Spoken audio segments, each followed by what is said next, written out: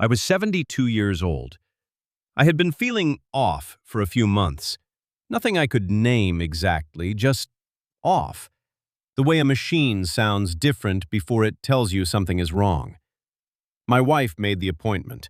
I didn't want to go. I went. My doctor sat across from me, a man I had known for 20 years, and he told me I had an aggressive form of cancer, and that without immediate treatment, he estimated 6 months. With treatment, more time, but uncertain time, and difficult time. I want to tell you what happened in the room after he said that, because it is not what I expected. And it is not what most people imagine when they imagine receiving news like that. The room did not go dark. I did not fall apart. Something much quieter happened. Everything that was not essential simply fell away, like sediment settling, and what was left was completely clear. I am 86 now. I have had 14 years that were not promised to me. And what I want to tell you today is what I saw in that room when the sediment fell away. Because what I saw changed how I have lived every single day since. And I think, if you are willing to sit with it, it might change something for you too. Even though you have not been in that room. Even though, I hope, you never are.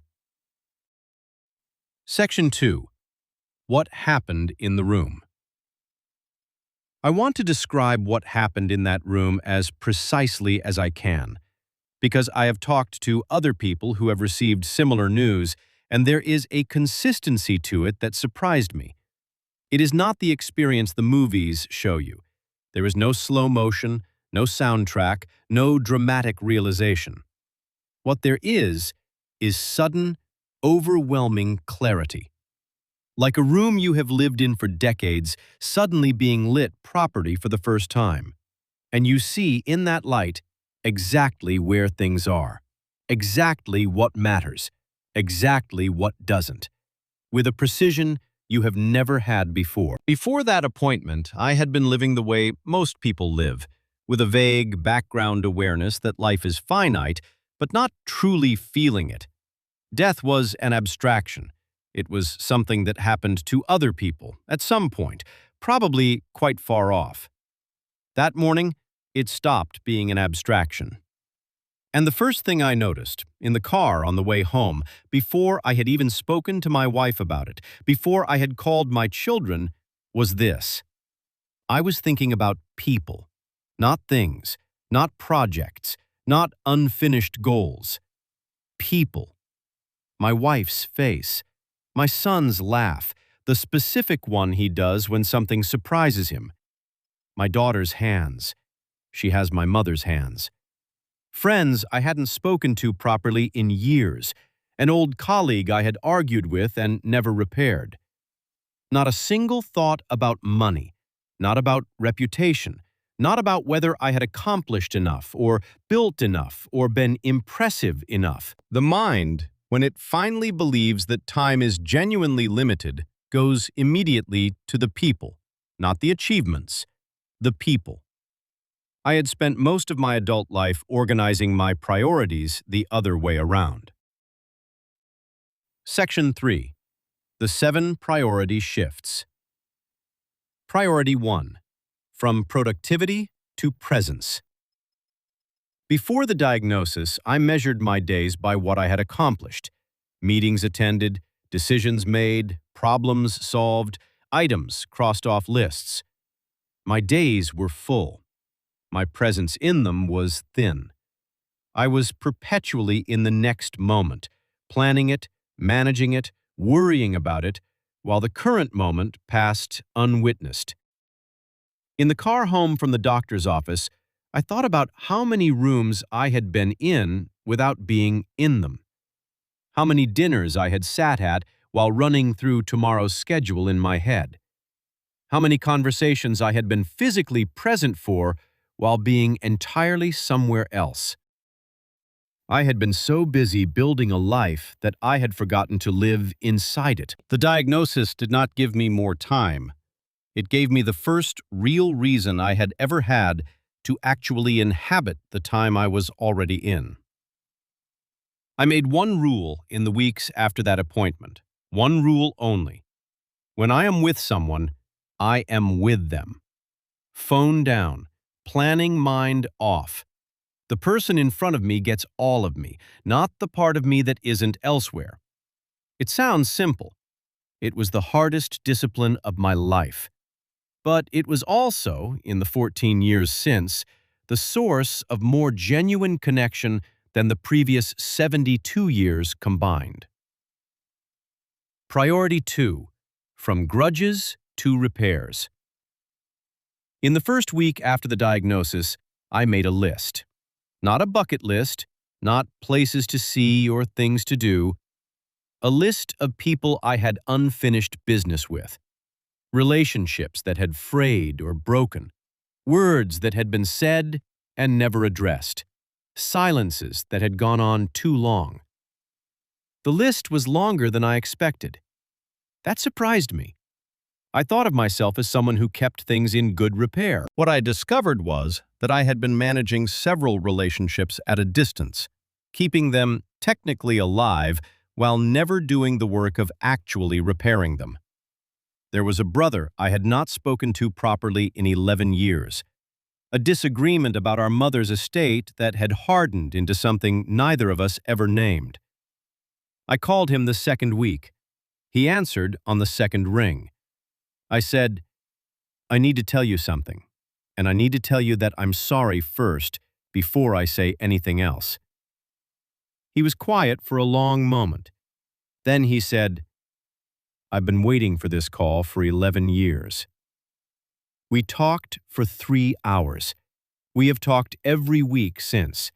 He came to visit 4 times in the year after my diagnosis. We have had more of each other in these 14 years than in the 30 before them." 6 of the people on that list I was able to reach. 2 I was not. They had died while I was busy being too proud to pick up the phone.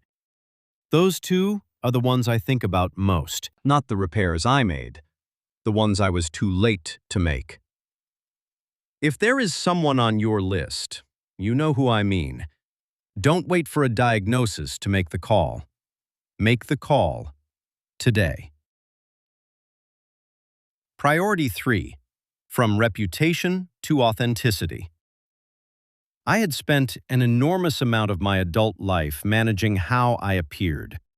Not dishonestly, not consciously, but I was always, in the back of my mind, running a kind of maintenance program on my own image. What am I projecting? Is this how a competent man behaves? A respected man? A man who has things together? The diagnosis stripped that away almost immediately. Not because I became careless about how I treated people. I became more careful, if anything. But the performance, the image management, the constant subtle editing of myself for an audience simply stopped. When you believe you have 6 months, the question, "What will people think?" loses its power almost entirely. What replaces it? The question I should have been asking my whole life is this true? Is this real? Is this actually me? I cried in front of my son for the first time when I told him about the diagnosis. I had never cried in front of him, not once in his entire life. He held me. He was 51 years old, and he held his father. And afterward he said, "Dad, I have waited my whole life to know that you needed me too." 51 years. He had waited 51 years to hold a version of his father that was allowed to need something. I had been so busy being solid for him that I had accidentally denied him the experience of being needed. That ended the day of the diagnosis, and what grew in its place was the realest version of our relationship we had ever had. Priority 4. From future living to present noticing. I had always been a planner. The next quarter, the next year, the 5-year horizon. My eye was always on what was coming, what needed to be prepared for, built toward, protected against. The future was where I lived. After the diagnosis, the future became genuinely uncertain in a way it had never been. The doctor had said 6 months without treatment. With treatment, more, but unpredictable. You cannot plan a 5-year horizon when you don't know if you have a 5-year horizon. And something shifted. I started noticing the present. Not in a meditative, performative way, in a quiet, practical way.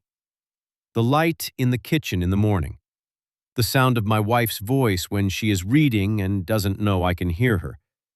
The smell of the garden after rain. The weight of a grandchild's hand in mine. I had walked past these things for decades without registering them. Not because I didn't love my life, I did, but because I was always looking slightly ahead of it.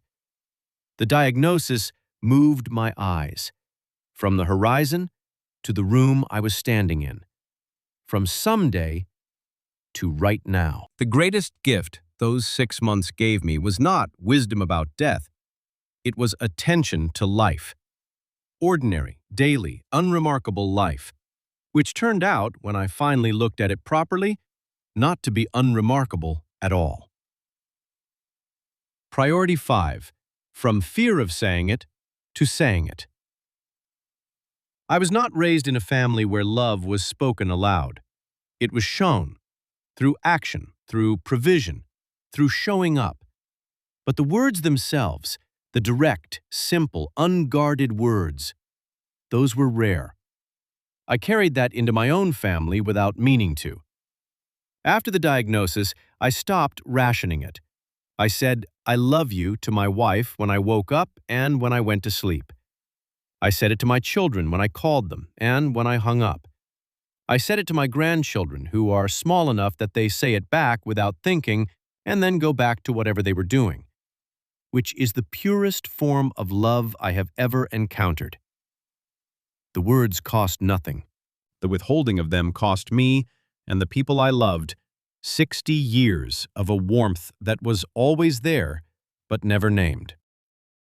I do not understand, looking back, what I was waiting for, what I was protecting, who was served by the silence. Say it, not in a card, not eventually, not when the moment feels right. Now. To the person or people you are thinking of right now. The moment will never feel as right as the moment you actually do it. Priority 6. From accumulation to enough. Somewhere in the weeks after the diagnosis, I did something I had never done before. I took an inventory, not a financial inventory, a life inventory. I sat down with a piece of paper and I wrote down everything I had, not owned, had. A wife who had stayed for 47 years. 2 children who had turned into people I genuinely admired. A handful of friendships that had survived decades. A mind that still worked. A body that, despite the diagnosis, still walked and tasted and felt the sun. A life that, when I wrote it all down in one place, looked, for the first time ever, like enough. For 60 years, I had been running toward more. More security, more achievement, more recognition, never quite arriving at sufficiency. The diagnosis stopped the running. And when I stopped and turned around and looked at what I had accumulated, not in the bank, but in the life, it was more than I had ever properly seen. Enough had been there for decades. I just never stopped moving long enough to notice it. The question I ask every morning now, at 86, do I have enough right now, today, as things are? The answer, every day for 14 years, has been yes. I could not have answered that question before the diagnosis. Priority 7. from someday to now. I want to end the priorities with this one, because it is the one that I think costs people the most, and it is the one I have the least patience for now at 86.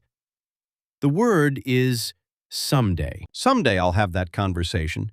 Someday I'll take that trip. Someday I'll slow down. Someday I'll tell them what they mean to me. Someday I'll stop and appreciate what I have. Someday I'll live the way I mean to live. I had a whole filing cabinet full of somedays. The diagnosis emptied it in a single afternoon. Not because the things in it suddenly became possible, because the fiction that there was unlimited time to do them became impossible to maintain. Someday is the most expensive word in the language. It costs you the present moment, and it charges compound interest. Every year you pay someday forward, the bill for having lived only partially gets larger. The diagnosis handed me the bill. I am asking you, right now, to pay a little of it before it arrives all at once. What is in your someday file? Not everything. One thing. What is the one thing in there that you know, if you are honest, you have been waiting for the wrong reason? Not waiting until you're ready. Waiting until the risk feels smaller, until the timing is better, until you have permission from something that was never going to give it. Section 4. What happened next? I want to tell you what happened, because the story doesn't end in that office. I did the treatment. It was brutal in the way that treatment is brutal, and I won't pretend otherwise. There were months I was not sure I wanted to continue. My wife sat next to me through every session, every single one. She brought the same book each time. She never finished it. She was never actually reading it. She was just there, the way she has always been there, the way I did not properly see until the diagnosis made me look. She is still here. She is 83. She still brings that book to doctor's appointments. I don't think she knows that I know she never reads it. The cancer responded to treatment. 6 months became a year. A year became 5. 5 became 14. Each year that passed felt not like a miracle exactly, but like something that had been given rather than earned, something to be held carefully. I went to my son's second wedding. I watched my grandchildren born. I had 14 more Christmases that were not on the original schedule. I repaired the relationship with my brother. We had 11 years together before he passed. 11 years we would not have had. I finished 3 things that had been in the someday file. I let go of the rest without grief. The 14 years I was not promised were the most awake years of my life. Not the most comfortable, not the easiest, the most awake. And wakefulness, I have found, is the closest thing to happiness that actually holds up over time. Section 5. What I want to give you. I have thought about why I am telling you this, because it is not a comfortable story to tell, and because I am aware that some of what I have said today might sound like something you already know. We all know that life is short. We all know that the people matter more than the things. We all know that someday is a dangerous word. Knowing it is not the same as feeling it. Feeling it is not the same as living it. The diagnosis didn't teach me anything I didn't already know. It made me unable to unknow it. There is a difference between understanding something and being unable to pretend you don't understand it. The crisis removed the pretending. I am trying, imperfectly, to give you that removal without the crisis. Not because I think words can do what a diagnosis does. They can't. But I hope, that sitting with this for 14 minutes can nudge something, loosen something, make it slightly harder to put the someday file back where it was, Make it slightly harder to walk past the person you love without telling them.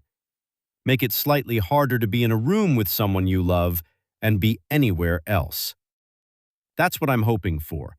Not a transformation, a nudge. Section 6. The close. I'm 86 years old. I've had 14 years I wasn't supposed to have. And I want you to know, not as a sentiment, but as the most practically useful thing I can tell you. The 6 months I thought I had were enough to completely reorganize what I valued. The 14 extra years were enough to actually live those values. And the thing I want more than anything, the reason I am sitting here talking to you today, is for you to do the reorganizing without needing the 6 months to do it. You do not need a diagnosis to see clearly. You need only to take seriously, not theoretically, but practically and today, the fact that there will be a last time for everything. A last conversation. A last ordinary morning. A last chance to say the thing. That fact is not dark. It is the most clarifying truth there is, if you let it be.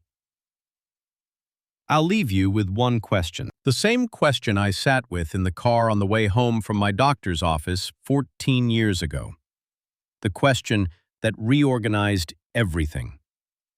If you found out today that your time was genuinely limited, not someday, but now, what would you do differently by this time tomorrow? And what is stopping you from doing that thing without the diagnosis?